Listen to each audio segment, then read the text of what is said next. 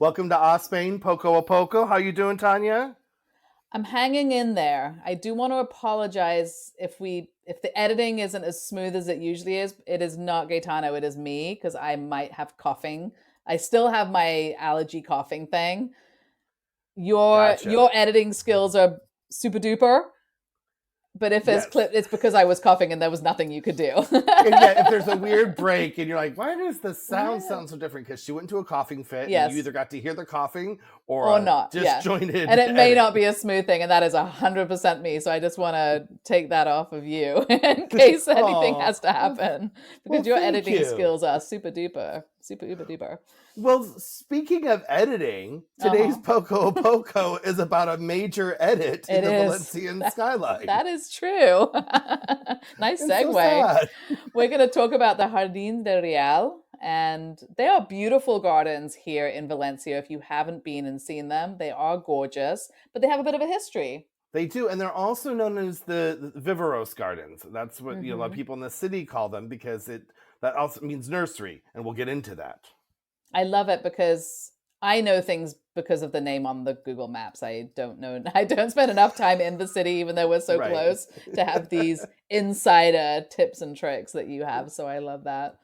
And I will, if I may just say real quickly, it did take me a minute to put two and two together because people are saying, "Are you going to the Uh, music festival in Viveros?" And I'm like, "Where's Viveros?" I'm what? looking. What city is that? Where is that Where? nearby? And they're Right. like, "It's like across the park." I'm like, "The river? Okay, fine, I got it now." Right, and So, logistically too, it is a huge park, but it's connected to the Toria, the river park, well, right? it's adjacent, Ish. right? It's It's not adjacent. connected, but on a map, it looks On a like they're map it looks connected. like it is, but it is so close that you can be there doing that and then pop over and go into the other park. I mean, they're very, very close. So They're it's across the like street. they're Yeah. across the street. So it is kind of one of these things where you would think you're in the major park of a city in that one, but then there's another one right there.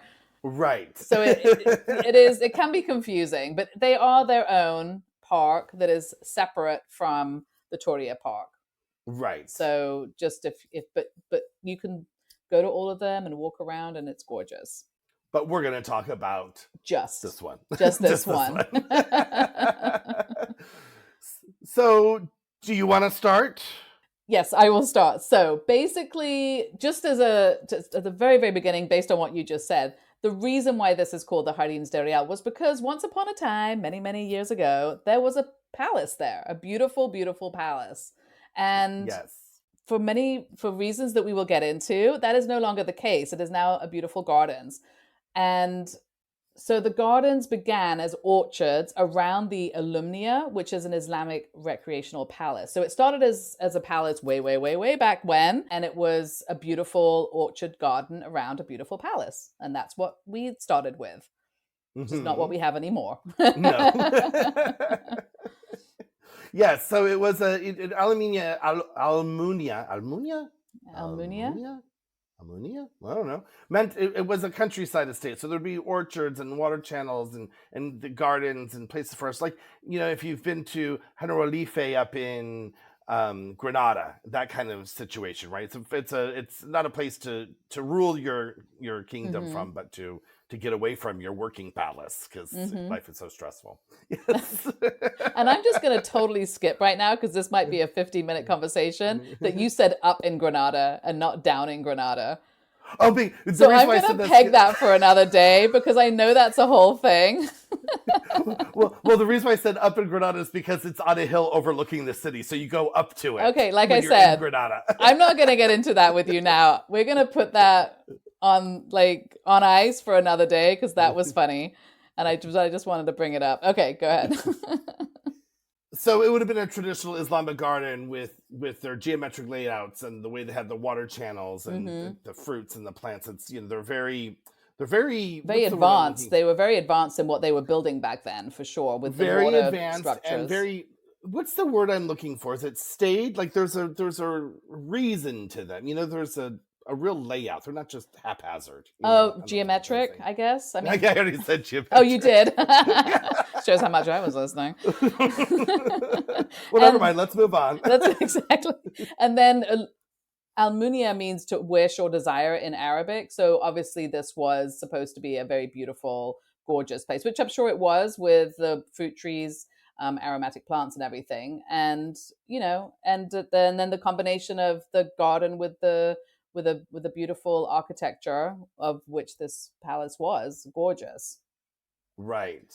And then, as we've spoken before, there was the Reconquista, right? So, or Reconquista. And so when Jaime the First conquered Valencia, so when they overtook the palace, it became the royal palace for the visiting monarchs of Aragon, and then then later all of Spain. And it was never a royal residence full time. It was the visiting palace. Yeah. So from 1238 to 1810, it was a royal residence of sorts. As we know, not all royal residences are lived in permanently, but this was one that people had access to here. And then Felipe II added a royal nursery to it. So in 1560, he turned the gardens. We mean plant nursery, yes. not baby nursery. They weren't just making babies. Well, that's true. So that was a royal plant nursery.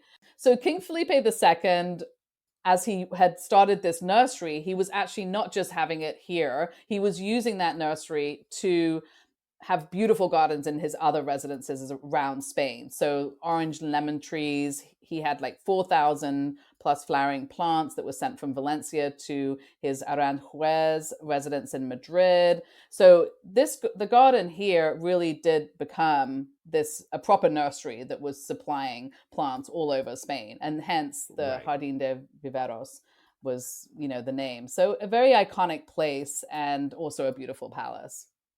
Right. And during, like you said, during the 1238 to the 1800s, they all used the palace, and it would be a place of the medieval councils and Renaissance celebrations when they were visiting and all of that. And it was a source of pride and identity for the Valencian people. Absolutely. Because also back then, still Valencia is an important city, but it was very important back then too. So it would have been an iconic place and an important palace to have here.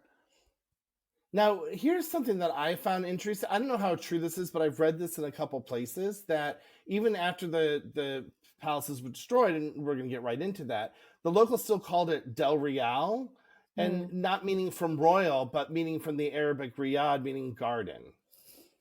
And so you think that's true or not true?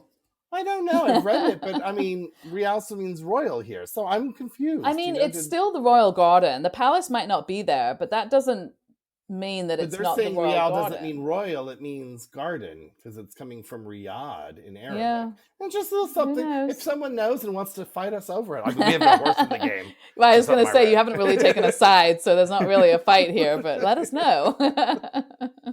It's possible. I will say, one of the things that was surprising to me here, which should not have been, is how many Arabic words are in the Spanish language here, and in the things that we do here. It's a lot. And so I wouldn't be surprised if that were the case. And the side note, there's a little redundancy too. So like things like you talk about the Alcazar and you talk about the Alhambra. It's really, you're saying the Alhambra, because it's al means the. So you're saying the. Yeah, and they do it in Spanish because it's El Alhambra, which it's just Alhambra. That's true. Come on, let's go back to the. That's true. So, do you want to get into what happened to this beautiful palace? I'm an architectural preservationist by heart, so this to me breaks my heart. In 1810, they destroyed the palace. There was the Peninsular War, and Napoleon, the French army, had tried to advance in 1808, wasn't successful. So in 1810. The people of Valencia decided to destroy the palace, thinking so the French couldn't use it as a staging ground or an armory or whatever, and destroyed it. And it's really upsetting, because it was what people would say would be a useless strategy, because in 1812 the French still did come and overtake the city and conquer it without the palace there. But there is kind of a threefold reason that historians have said that the palace was destroyed. One, it was for this military, albeit poor, strategy to destroy it. I mean, it was But a then there was- thought. I mean, it's a it thought was that hard. makes sense, right? Because it was something.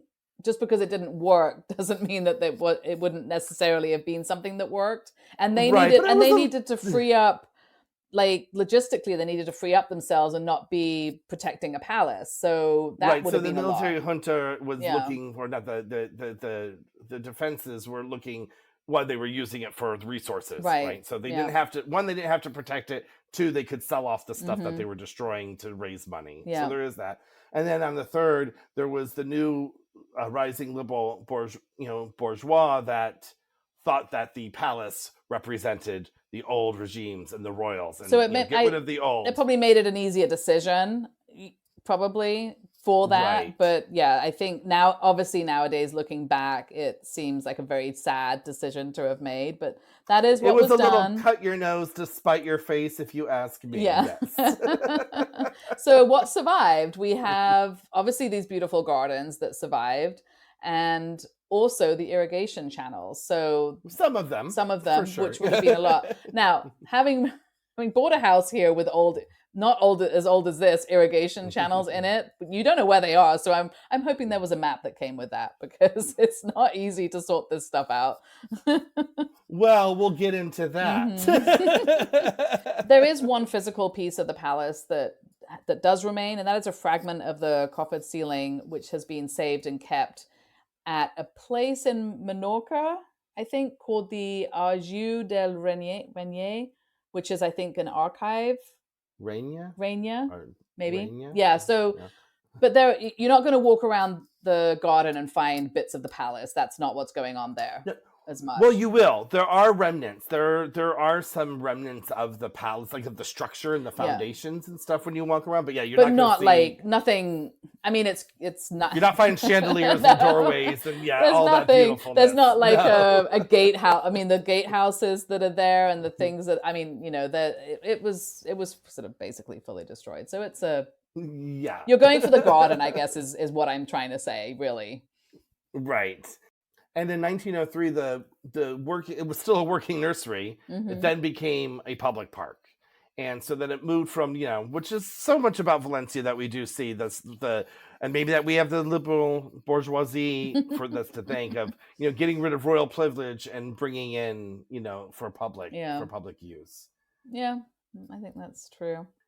And this is a thing that when I talk to many older Valencians, they do say that there is a thing about Valencian culture in history where they choose progress over preservation. So there is a lot of stuff that gets destroyed, and there's a lot of beautiful buildings, but they did this, Well, the park is another one. Think about the Torria. We had talked about that before. They were going to destroy it and make it a highway. And that was right. the first time they're like, no, we're actually choosing preservation over progress. Yeah, that's true.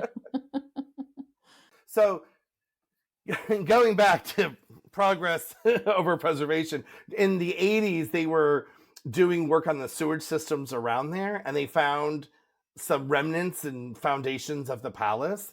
And there was this controversy in the city that, no, we need to dig this up and preserve it or excavate and find out. And the people said, nope, we need to solve our traffic problem first. So they just decided to bury all the things that they found. So that's very sad. But then in 2009, years later, there was some ground, what do you call it, the radars that go through the ground, and they found new structures without full excavation, and it piqued the city's interest again into what was there.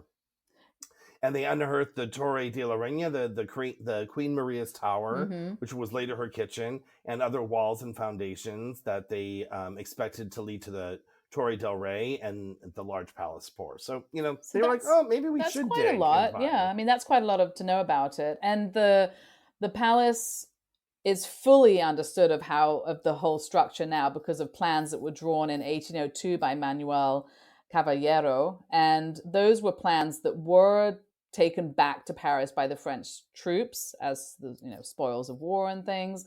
And they were only rediscovered in 2004 by Professor Joseph Vicente Boira and in the Suchet family archive. So I think that's really interesting that that's so long, 2004. I mean, that's crazy to suddenly have the full. And they were found in Suchet. He was the commander or whatever that he was came and conquered exactly. Valencia. So the family had this the whole time. That's crazy to me that just sits somewhere and nobody knows that they have it. Yeah. And then just as an idea of what you'll find there today, obviously we've talked about the beautiful gardens, and obviously the irrigation channels are still remaining, which are, some of them, like you said, which were created in the Islamic times here. Some orange and lemon trees, which we assume have probably been around since Felipe II. There are no orange and lemon trees in Valencia. None. But there's also a natural history museum. Obviously, the park is used for festivals, music festivals, and they do. You were saying before, I think, that they did a Christmas light walk or something there. Yeah, I found out about it too late on our. They do a walkthrough on our Christmas episode. I didn't mention it because I didn't know about it. I would have done that. I was scrolling. Yeah, I was scrolling through things, and then it came up in one of my parent WhatsApp groups. They're like, "Does anyone have tickets? They're sold out." And I was like, "I didn't even know it was a thing," and they were sold out. So now I know for next year to get these light show tickets. I love a Christmas light walk. Yeah. So that's basically the history of the Jardín de Real. As far as we know it, which isn't a lot. But on that note, Tanya, I will talk to you soon. Talk to you later. Bye. Ciao. Thank you for listening to Our Spain Poco a Poco. Since you love us so much, please do go on to our social media and follow us and like us and subscribe where you're listening, because it really does help us to grow and stick around and do what we are very much enjoying doing. And, give us a shout out on the social medias. Give us a comment on what you would like to hear us talk about. I mean, we like to hear ourselves speak, but we do want to make this, informative for our listeners. Absolutely. Yeah. You can comment on one of our posts, or you can send us a message through our Spain Facebook page or Instagram. So we would love to hear from you. Yes, we would. Till the next episode. Bye.